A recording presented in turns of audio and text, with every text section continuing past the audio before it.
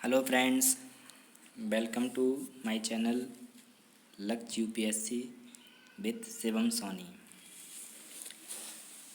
दोस्तों, ये पॉलिटी की सेकंड वीडियो है जिसमें आज फिर कॉन्स्टिट्यूशन के बारे में ही बात करेंगे।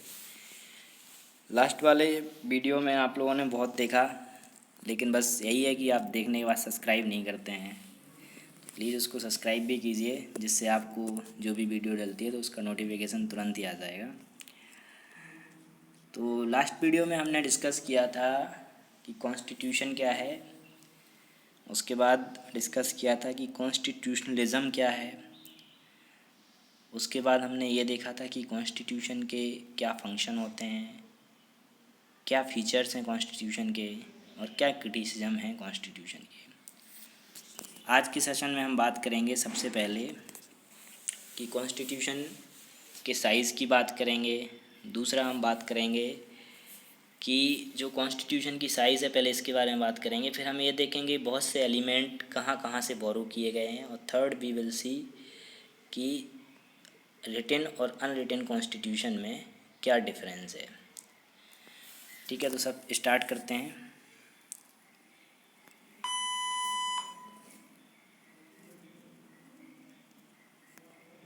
हाँ, तो सबसे पहले हम स्टार्ट करते हैं आज का कि size of the Indian constitution. देखो, हमने एक क्रिटिसिज्म देखा था लास्ट पॉलिटी के स्लाइड में और लास्ट पॉलिटी के लेक्चर में कि जो इंडिया का कॉन्स्टिट्यूशन है वो बहुत ही ज़्यादा लेंथीएस्ट है। अब आपसे ये क्वेश्चन पूछा जा सकता है कहीं पे भी कि आपने बोल तो दिया कि इंडिया का कॉन्स्टिट्यूशन लेंदी है, बट क्यों, क्या कारण है इसके पीछे। तो देखो, इसका 3 से 4 कारण हैं, हम बहुत अच्छे से समझेंगे और बहुत रेफरेंस लेके और विथ एग्जाम्पल के साथ समझेंगे। पॉलिटी देखो, हम जितनी भी पढ़ेंगे सारी एग्जाम्पल के साथ पढ़ेंगे। बहुत अच्छी पॉलिटी का कंटेंट मिलेगा आपको, बट यही है कि आपको उसको शेयर और सब्सक्राइब करना है, तभी जाके अगले लेक्चर जल्दी आएंगे, वरना टाइम लगेगा उसमें। ये आपके ऊपर है अब कितना जल्दी आप मंगवाना चाहते हो। तो देखो, सबसे पहले कि साइज़ जो है कॉन्स्टिट्यूशन का बड़ा क्यों है, तो सबसे पहले तो ये बात है कि जो हमारा बेसिक मॉडल है ना कॉन्स्टिट्यूशन में, वो 1935 का एक्ट को ही हमने बेस बना करके जो है कॉन्स्टिट्यूशन को डिज़ाइन किया है। और 1935 का एक्ट इट्सेल्फ जो है बहुत ज़्यादा बल्कि और डिटेल्ड था। तो जब वो ही बल्कि और डिटेल्ड है तो कॉन्स्टिट्यूशन तो बल्कि होगा ही और लेंथीएस्ट होगा ही, सिंपल सी बात है। दूसरा रीज़न क्या है कि देखो, इंडिया का जो कॉन्स्टिट्यूशन है ना, उसमें क्या है, सेंटर के प्रोविज़न भी हैं, स्टेट्स के भी प्रोविज़न हैं, है ना, और भी फंडामेंटल राइट, मतलब ये सब प्रोविज़न एक ही कॉन्स्टिट्यूशन में है। जैसे कि हम अगर यूएसए की बात करें तो यूएसए में ऐसा चीज़ नहीं है। यूएसए में क्या है, स्टेट का कॉन्स्टिट्यूशन सेपरेट है, ठीक है, सेंटर का कॉन्स्टिट्यूशन सेपरेट है, बट इंडिया में क्या है, दोनों का कंबाइन है, वहाँ पे सेपरेट है। तो इसीलिए जब वहाँ पे सेपरेट है तो वहाँ का कॉन्स्टिट्यूशन उतना ज़्यादा लेंदी नहीं रहेगा। वो केवल वही इशू देखेगा जो कि सेंटर इम्पोर्टेंस के हैं, सेंट्रली इम्पोर्टेंस रखते हैं। जबकि इंडिया की कॉन्स्टिट्यूशन को सेंट्रली और स्टेट मतलब लोकली भी इम्पोर्टेंस इशू को जो है टेकल करना है, इसीलिए जो है हमारा कॉन्स्टिट्यूशन बड़ा है, सिंपल सा रीज़न। इसके बाद क्या है कि देखो, कई कंट्री हैं जैसे यूएसए में है, तो यूएसए में तो फिर भी डाइवर्सिटी बहुत है, लेकिन और कंट्री जैसे हैं तो वहाँ पे डाइवर्सिटी उतनी ज़्यादा नहीं है जितनी कि इंडिया में डाइवर्सिटी है। तो अब जब डाइवर्सिटी ज़्यादा है तो हर कम्युनिटी का एक अपना अलग प्रॉब्लम है, तो उस प्रॉब्लम को भी हमें सॉर्ट आउट करना है। तो भाई, जितनी ज़्यादा डाइवर्सिटी है तो उतनी ज़्यादा डिमांड्स हैं, तो उन डिमांड को भी जो है ध्यान में रखना है। तो इसीलिए भी हमारा कॉन्स्टिट्यूशन बड़ा है। जैसे एग्जांपल के तौर पे आप देखो, आर्टिकल 15(4) है, तो जिसमें क्या है, बैकवर्ड क्लास के स्पेशल प्रोविज़न के बारे में बात करते हैं। तो ये देखो, हमारे यहाँ कास्ट होती हैं जैसे जनरल, ओबीसी, एससी, एसटी, तो बैकवर्ड क्लास के लिए ये स्पेशल प्रोविज़न हो गया। इसके बाद आर्टिकल 15(3) आप देखोगे तो ये चाइल्ड और वुमेन के लिए स्पेशल प्रोविज़न है। 29 और 30 देखोगे तो कल्चरल माइनॉरिटीज़ के बारे में ये बात करता है। तो इस तरीके से आप देखो कि जब रिक्वायरमेंट अलग अलग हैं तो इसलिए भी हमारा कॉन्स्टिट्यूशन की साइज़ जो है बड़ी है। इसके बाद अगर आप देखोगे तो फंडामेंटल राइट जो हमारे हैं वो भी कॉन्स्टिट्यूशन में दिए गए हैं, और साथ ही साथ क्या है कि फंडामेंटल राइट पर क्या लिमिटेशन लगाना है, दैट लिमिटेशन के बारे में भी कॉन्स्टिट्यूशन में ही बताया गया है। जबकि यूएसए में अगर आप देखोगे तो यूएसए में भी जो है फंडामेंटल राइट है, जहाँ वहाँ पे राइट ऑफ बिल कहा जाता है, तो वहाँ पे जो राइट है ना उन पे क्या लिमिटेशन लगना है ये वहाँ की जुडिशरी डिसाइड करेगी, और हमारे यहाँ ये डिसाइड किया है कॉन्स्टिट्यूशन ने। तो जब कॉन्स्टिट्यूशन ने डिसाइड किया है तो उसके रिगार्डिंग प्रोविज़न भी होंगे, तो इसीलिए भी हमारा कॉन्स्टिट्यूशन बड़ा है। इसके बाद इंडिया का कॉन्स्टिट्यूशन हमने पहले ही देखा था कि ऑर्गेनिज्मिक इन नेचर है, यानी कि इसमें अमेंडमेंट होते हैं, इसमें सुप्रीम कोर्ट के जजमेंट आते हैं, तो ये सब चीज़ें भी इसमें ऐड होती हैं। जब ये सब चीज़ें भी ऐड होती हैं तो भी ये बड़ा है। ये चीज़ यूएसए में कम होती है, ये नहीं कह रहा हूँ कि यूएसए का कॉन्स्टिट्यूशन ऑर्गेनिज्मिक नहीं है, बट क्या है कि वहाँ पे फेडरल स्ट्रक्चर और रिजिडिटी बहुत ज़्यादा है, तो इतनी आसानी से वहाँ पे कॉन्स्टिट्यूशन चेंज नहीं हो पाता। वहाँ पे अभी तक बहुत ही कम अमेंडमेंट हुए हैं, जबकि इंडिया में तो बहुत ज़्यादा 100+ अमेंडमेंट हो गए हैं, है ना। तो वहाँ पे बहुत कम अमेंडमेंट हुए हैं, क्योंकि वहाँ पे अमेंडमेंट कर पाना इतना आसान नहीं है, तो इसीलिए भी हमारा कॉन्स्टिट्यूशन ज़्यादा है। हमारे कॉन्स्टिट्यूशन में स्टेट के लिए गाइडलाइंस बताई गई हैं कि स्टेट को कैसे काम करना है, that is the directive principle of state policy. Fundamental duties के बारे में बताया गया है, इसलिए भी हमारा कॉन्स्टिट्यूशन बड़ा है। हमारे कॉन्स्टिट्यूशन में स्पेशल प्रोविज़न किए गए हैं स्टेट्स के लिए, जैसे कि एक ही एग्जाम्पल लिखा, बहुत से एग्जाम्पल हैं, आगे चल के आपको ये सब मैं पढ़ाऊँगा ही, तो उस समय आपको रिमाइंड कराऊँगा, तो आप यहाँ पे ऐड कर सकते हैं। जैसे कि आंध्र प्रदेश है, तो आंध्र प्रदेश में जो लोअर जॉब होती है ना, स्पेशली ग्रुप सी और डी की, तो वो केवल लोकल पर्सन के लिए भी अवेलेबल होती हैं। जैसे कि आंध्रा की ये जॉब आंध्रा वालों के लिए भी ही अवेलेबल है, और किसी के लिए अवेलेबल नहीं होती। तो ये कुछ इस तरीके के स्पेशल प्रोविज़न बहुत से स्टेट्स के लिए हैं। तो वो जो स्पेशल प्रोविज़न आते हैं, जैसे नागालैंड में ऐसा प्रोविज़न होता है कि जो गवर्नर है ना वो लॉ एंड ऑर्डर को देखेगा, जब तक कि वहाँ पे क्या है कि ये नागाज़ का हॉस्टिलिटी चलती है। तो देखो ये वो पावर गवर्नर को है, जबकि वो पावर अदरवाइज जो स्टेट पुलिस या सिक्योरिटी की लॉ एंड ऑर्डर की पावर होती है वो स्टेट गवर्नमेंट को होती है, तो वो उधर जो है नागालैंड में गवर्नर को है। तो ऐसे स्पेशल प्रोविज़न जो हैं कॉन्स्टिट्यूशन में ऐड किए गए हैं, तो इसीलिए हमारे कॉन्स्टिट्यूशन की जो है साइज़ जो है ज़्यादा है। ठीक है, आगे चलते हैं। तो अब हम ये देखते हैं कि कौन सी चीज़ कहाँ से ली गई। ये बहुत छोटा टॉपिक है, लेकिन हम इसको क्या करेंगे, हम आपको थोड़ा थोड़ा वर्ड का मतलब समझाते जाएंगे, जिससे आपके लिए बेटर होगा। ठीक है, तो सबसे पहले federal provisions. Federal provision USA से लिया गया है। तो फेडरल प्रोविज़न का क्या मतलब होता है कि जो फेडरली मतलब सेंट्रल लेवल पे हम जो भी प्रोविज़न कर रहे हैं, दैट इज़ फेडरल प्रोविज़न। ठीक है, फेडरल स्कीम मतलब ऐसी कि सेंट्रल स्कीम या फिर स्टेट लेवल पे जो स्कीम कॉमन होती हैं उनको हम फेडरल स्कीम बोल सकते हैं, या फिर मतलब वही जो सेंट्रली स्कीम है उनको हम फेडरल स्कीम बोलेंगे। ऑफिस ऑफ गवर्नर, ये जो है ये दोनों जो है गवर्नमेंट ऑफ इंडिया एक्ट से लिए गए हैं। इमरजेंसी का प्रोविज़न जो है गवर्नमेंट ऑफ इंडिया एक्ट से लिया गया है, लेकिन इम्पॉर्टेंट यहाँ पे ये हो जाता है कि जो इमरजेंसी के टाइम पे जो सस्पेंशन होता है ना फंडामेंटल राइट का, ये जो है जर्मनी से लिया गया है। ऐसी चीज़ें कन्फ्यूजिंग करते हैं यूपीएससी में, और ऐसे क्वेश्चन पूछे जाते हैं। इसके बाद प्रेसिडेंशियल इलेक्शन की बात करें तो ये आयरलैंड से बोरो किया गया है। डीपीएसपी की बात करें तो डीपीएसपी मतलब directive principle of state policy. इसका मतलब ये होता है कि जब भी सरकार कोई कानून बनाता है तो जो ये पॉलिसीज़ है ना इसको उसे ध्यान में रख के ही कानून बनाना चाहिए। तो ये है डीपीएसपी जो कि आयरलैंड से बोरो किया गया है। इसके बाद फंडामेंटल ड्यूटी की ये रसिया से लिए गई हैं कि सिटीजन्स की क्या ड्यूटी है ना अपने नेशन के लिए। सुप्रीम कोर्ट का जो वर्किंग प्रोसीजर है कि सुप्रीम कोर्ट कैसे वर्क करेगा, ये जापान से लिया गया है। इसके बाद कॉन्स्टिट्यूशन को 2/3 मेजोरिटी से अमेंडमेंट करना, कि जैसे अगर मान लो आप कॉन्स्टिट्यूशन में कोई भी अमेंडमेंट कर रहे हो तो उसके लिए 2/3 मेजोरिटी चाहिए। तो ऐसा प्रोविज़न है हमारे उसमें, तो ये जो है साउथ अमेरिका से लिया गया है।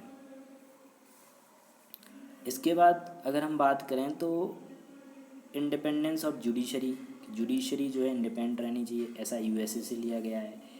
इम्पीचमेंट ऑफ प्रेसिडेंट कैसे होगा, ये भी यूएसए का प्रोसीजर लिया गया है। सुप्रीम कोर्ट का जज और हाई कोर्ट का जज जो है कैसे रिमूव होंगे, इसका भी प्रोसीजर यूएसए से लिया गया है। जुडिशियल रिव्यू क्या होता है कि जैसे मान लीजिए पार्लियामेंट ने कोई कानून पास कर दिया, तो आपको अगर लगता है कि वो कानून सही नहीं है तो आप पटिशन डाल करके उस कानून को बोल सकते हैं कि भाई हमें ये कानून अच्छा नहीं लग रहा है जज साहब, इसको जो है देखिए। तो वो क्या करेंगे, उस कानून को देखेंगे और अगर उन्हें लगता है कि वो कानून सही नहीं है तो वो उसको अनकॉन्स्टिट्यूशनल बोल देंगे। तो वो होता है जुडिशियल रिव्यू। फंडामेंटल राइट जो हैं ये भी यूएसए से लिए गए हैं। इसके बाद रेसिडुअरी पावर क्या होता है, ऐसी पावर जो इमरजेंसी के टाइम पे काम आए। अब जैसे फॉर एग्ज़ाम्पल आप ऐसे मान लो कि एलियंस ने अटैक कर दिया इंडिया पे, तो एलियंस का अभी तक कोई कॉन्सेप्ट ही नहीं है, तो जब अटैक कर दिया तो ऐसे सिचुएशन में कि बस जो है जो पावर यूज़ की जाएंगी और वो किसके पास होंगी ये तो हम आगे देखेंगे, लेकिन ऐसी पावर जो यूज़ की जाती हैं उनको हम रेसिडुअरी पावर बोलते हैं और वो कनाडा से ली गई हैं। फेडरेशन है विद स्ट्रॉन्ग सेंटर, मतलब कि हमारे यहाँ सेंट्रल और स्टेट का रिलेशन है फेडरल वे में, बट यहाँ पे ऐसा नहीं है कि दोनों बराबर हैं। सेंट्रल को ज़्यादा पावर दी गई हैं as compare to the state, जबकि यूएसए में ऐसा नहीं है। इसके बाद कंकरेंट लिस्ट की बात करें तो कंकरेंट लिस्ट वो लिस्ट होती है जो दोनों के लिए कॉमन है, मतलब कुछ ऐसे सब्जेक्ट जिन पे स्टेट, जैसे फॉर एग्जांपल एजुकेशन, जिस पे स्टेट और सेंट्रल दोनों लॉ बना सकते हैं, वो ऑस्ट्रेलिया से लिया गया है। प्रेसिडेंट जो है हमारा एग्जीक्यूटिव हेड होगा कंट्री का, मतलब जितने भी कंट्री के कुछ भी डिसीजन होंगे वो प्रेसिडेंट के नाम पे लिए जाएंगे, ऐसा यूएसए से लिया गया है।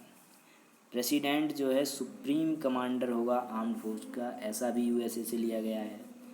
ऑफिस ऑफ वाइस प्रेसिडेंट ये भी यूएसए से लिया गया है। प्रेम्बल ये भी यूएसए से, प्रेम्बल मतलब कि जिसमें थोड़ा आप ऐसे समझ लो कि जैसे मतलब कॉन्स्टिट्यूशन का पूरा डिटेल समरी जो है शॉर्ट वे में बताई गई है, शॉर्ट समरी टाइप का है ना, तो ये भी यूएसए से लिया गया। लॉ मेकिंग प्रोसीजर जो है वो यूके से लिया गया है। Concept of rule of law ये यूके से लिया गया है। सिंगल सिटीजनशिप यूके से लिया गया है। पार्लियामेंट्री फॉर्म ऑफ गवर्नमेंट भी यूके से लिया गया है। और रिपब्लिक का जो कॉन्सेप्ट है वो फ्रांस से लिया गया है। तो ये चीज़ें हमने देखी, ये सब याद करनी पड़ती हैं, इनका कोई वो नहीं है। कुछ चीज़ें देखो आप करते करते जब ये टॉपिक पढ़ोगे तो अपने आप याद हो जाती हैं चीज़ें। अब आगे देखते हैं हम कि टाइप ऑफ अलग अलग तरीके के कॉन्स्टिट्यूशन होते हैं। जैसे किसी जगह पे रिटन कॉन्स्टिट्यूशन है तो किसी जगह पे अनरिटन कॉन्स्टिट्यूशन है। तो भाई कैसे इनको समझना है, क्या डिफरेंस होता है दोनों में और दोनों कैसे ये काम करते हैं। तो देखो रिटन कॉन्स्टिट्यूशन का मतलब ऐसा कि रिटन कॉन्स्टिट्यूशन का मतलब आप शायद ये समझ रहे होगे कि जो कॉन्स्टिट्यूशन लिखा हुआ है। अनरिटन का समझ रहे होगे जो नहीं लिखा है। तो ऐसा बिल्कुल नहीं होता है दोस्तों, है ना। जो रिटन दोनों होते हैं, लेकिन अब बात करते हैं, अभी समझ में आ जाएगा आपको कि क्या है डिफरेंस। ये देखो इसमें क्या होता है ना, जो रिटन कॉन्स्टिट्यूशन होता है तो इसमें जो आर्टिकल्स होते हैं या जो भी प्रोविज़न होते हैं कॉन्स्टिट्यूशन के, वो एक सिंगल लीगल डॉक्यूमेंट में बने होते हैं। मतलब एक बुक टाइप का होता है। जैसे बुक बना दिया हमने तो उसमें हर, जैसे पॉलिटी की बुक बना दी लक्ष्मीकांत, तो लक्ष्मीकांत में आपको पॉलिटी की हर चीज़ मिल जाएगी। लेकिन यहाँ पे क्या होता है कि यहाँ पे ये सिंगल लीगल डॉक्यूमेंट में कोडिफाइड नहीं होते हैं, अलग अलग होते हैं। जैसे मान लो आज मन किया हमारा चलो यार कॉन्स्टिट्यूशन पे कुछ लिख देते हैं, कल फिर मन किया फेडरल पे कुछ लिख देते हैं, फिर 2 साल बाद मन किया कि चलो यार इमरजेंसी के कुछ प्रोविज़न बनाते हैं। तो वो सब एक साथ हो करके जो है एक साथ रहते हैं, लेकिन उनको मतलब एक स्पेसिफिक टाइम में या एक स्पेसिफिक बुक नहीं बनाया गया है कि हाँ ये हमारा कोडिफाइड नहीं किया गया उन्हें। जब जैसे मान लीजिए अभी मोदी गवर्नमेंट की सरकार चल रही है तो उसने कुछ लॉ बना दिया, कल के दिन फिर कांग्रेस की आएगी तो वो भी कुछ लॉ बना देगा, तो वो सब कॉन्स्टिट्यूशन के पार्ट होते जाते हैं। उसमें ऐसा नहीं है कि जो एक बार लिखा गया वही कॉन्स्टिट्यूशन का पार्ट है। इसके बाद अगर हम बात करें तो जो रिटन कॉन्स्टिट्यूशन होता है ना, ये जो कॉन्स्टिट्यूशन है ये कोई स्पेशल बॉडी बनाती है। जैसे कि हमारे केस में कॉन्स्टिट्यूशनल असेंबली है, कॉन्स्टिट्यूएंट असेंबली है, तो ये स्पेसिफिक टाइम में बनता है। जैसे कि हमारे कॉन्स्टिट्यूशन को बनने के लिए 2 साल 11 महीने 18 दिन लगे, तो ये स्पेसिफिक टाइम में मतलब एक पर्टिकुलर टाइम फ्रेम इसमें रहता है कि उसमें बन जाएगा और एक पर्टिकुलर बॉडी के द्वारा बनाया जाता है। जबकि इसको इसीलिए हम इनेक्टेड कॉन्स्टिट्यूशन के नाम से जानते हैं। इनेक्टेड मतलब कि एक्ट बनाया गया है। और जो अनरिटन कॉन्स्टिट्यूशन होता है ना, उसको इवॉल्व कॉन्स्टिट्यूशन के नाम से जानते हैं। इवॉल्व मतलब कि वो धीरे धीरे इवॉल्व हुआ है, जैसे कि, और वो क्या है मतलब बहुत लोगों का एफर्ट है, ऐसा नहीं है कि आज ही बन गया है, सालों से बनता आ रहा है। जैसे कि एग्जाम्पल के तौर पे आप देखोगे तो मैग्ना कार्टा जो है 1215 AD में वहाँ के किंग ने बनाया था, इंग्लैंड के, और आज भी जो है कॉन्स्टिट्यूशन का पार्ट है। इसके बाद क्या है कि जब रिटन कॉन्स्टिट्यूशन होगा तो हमारे पास सब प्रोविज़न है कि हाउ टू वर्क। तो इस केस में फिर क्या हो जाता है कि कॉन्स्टिट्यूशन को सुप्रीम माना जाता है, पार्लियामेंट को नहीं। क्यों? मैंने आपको बताया कि भाई पार्लियामेंट को अब कैसे काम करना है, जो कॉन्स्टिट्यूशन कहता है उसके अकॉर्डिंग काम करना है। तो पार्लियामेंट को कॉन्स्टिट्यूशन की बात माननी है, तो भाई सुप्रीम कौन हुआ? कॉन्स्टिट्यूशन। पार्लियामेंट तो नहीं हो जाएगा ना। और अनरिटन में क्या है? अनरिटन में ये है भाई कि कॉन्स्टिट्यूशन रिटन ही नहीं है, तो भाई पार्लियामेंट को पता ही नहीं है कि कैसे काम करना है, उसके जो मन में आता है वो वैसे काम कर देता है। तो इसीलिए यहाँ पे क्या है, पार्लियामेंट सुप्रीम है, कॉन्स्टिट्यूशन नहीं। आगे चलते हैं तो जुडिशरी की बात करते हैं। तो देखो यहाँ पे क्या है, जुडिशरी जो है वाइड पावर रहती है रिटन कॉन्स्टिट्यूशन में जुडिशरी के पास। क्यों भाई? सिंपल सी बात है कि तो कॉन्स्टिट्यूशन रिटन है, तो जुडिशरी को भी पता है ना कि भाई यही लॉ है, ऐसे ही काम चलना है, यही प्रोसीजर है, ठीक है।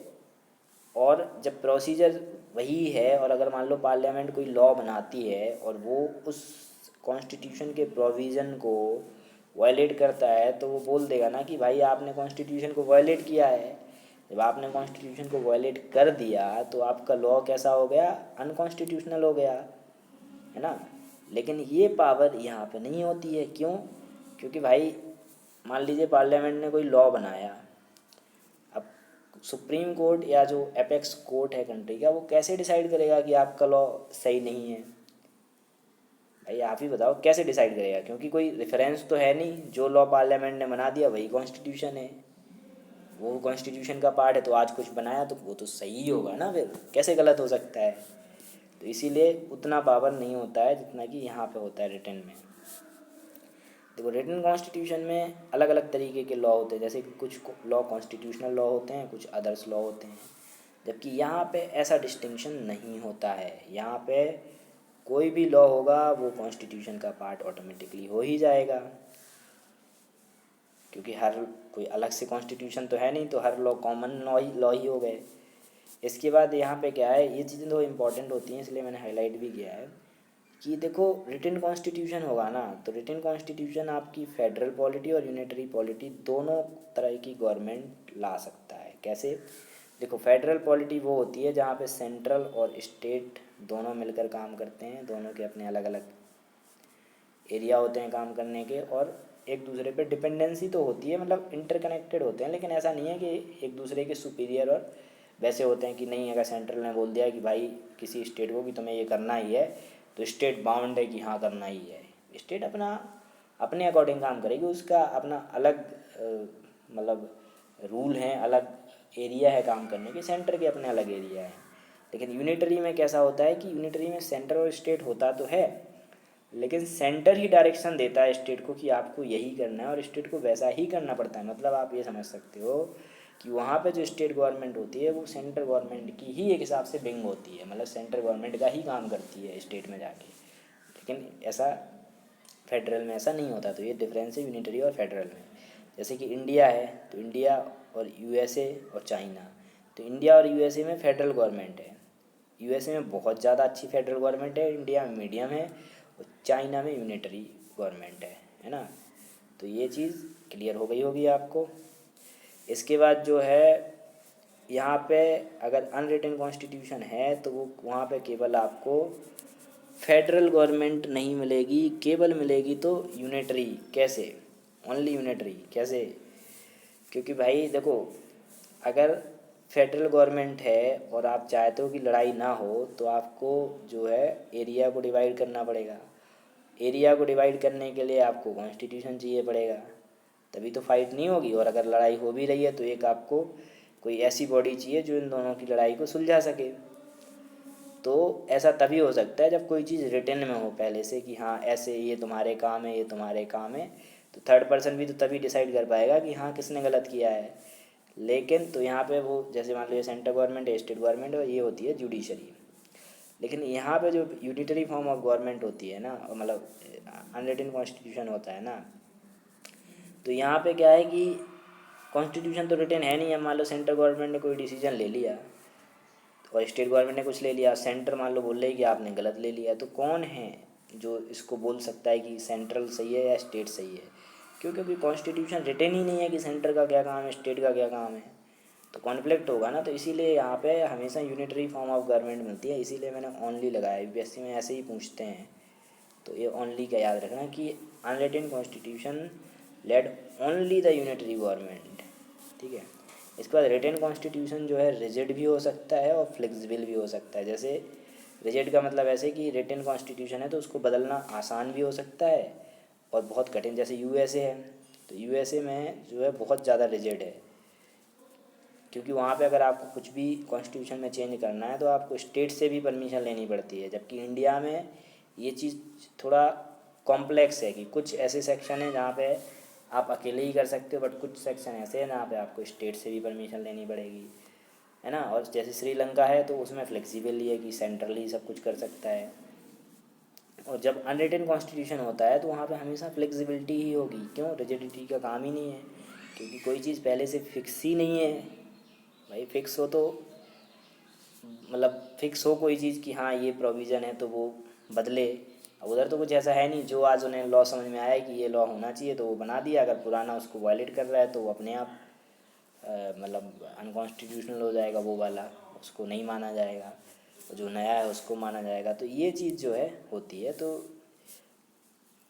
ठीक है, तो ऐसे जो है ये मेजर डिफरेंस है दोनों में।